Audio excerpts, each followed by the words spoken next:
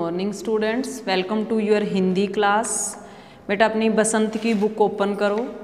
आज हम आपकी बसंत की बुक का चैप्टर 6 पार्ट नंबर 6 एक कविता है, छोटी सी कविता है और बहुत ही इजी कविता है, बहुत छोटी, भगवान के डाकिए करने जा रहे हैं। इस कविता के कवि श्री रामधारी सिंह दिनकर हैं। रामधारी सिंह दिनकर जी इस कविता में पक्षी और बादल को प्रेम का संदेश लाने वाले भगवान के डाकिए कह रहे हैं।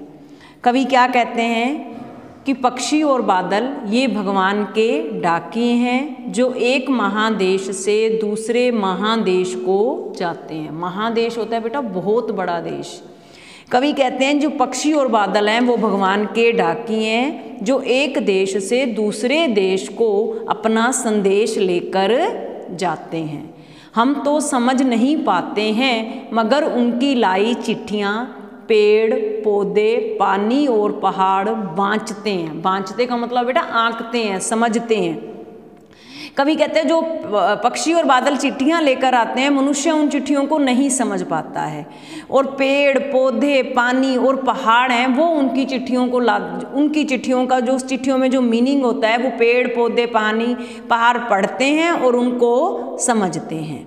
हम तो केवल यह आंकते हैं। कवि कहते हैं कि मनुष्य तो केवल इतना ही समझता है कि एक देश की धरती दूसरी देश को सुगंध, सुगंध मीन होता है बेटा खुशबू, किसकी खुशबू? प्यार की खुशबू, प्यार का संदेश। मनुष्य तो केवल इतना ही समझ पाता है, कितना ही अनुमान लगाता है कि एक देश दूसरे देश को प्यार का क्या संदेश भेजता है, और वह सौरभ हवा में, सौरभ मीन होता है सुगंधित, हवा में तैरते हुए पक्षियों की पंखों पर तिरता रहता है। और वो जो प्यार का संदेश होता है ना वो हवा में उड़ते हुए पक्षियों के पंखों पर तैरता रहता है, और एक देश का भाप दूसरे देश में पानी बनकर गिरता है। जो एक देश से उठा हुआ बादल होता है वो दूसरे देश में जाकर क्या करता है? वर्षा करता है।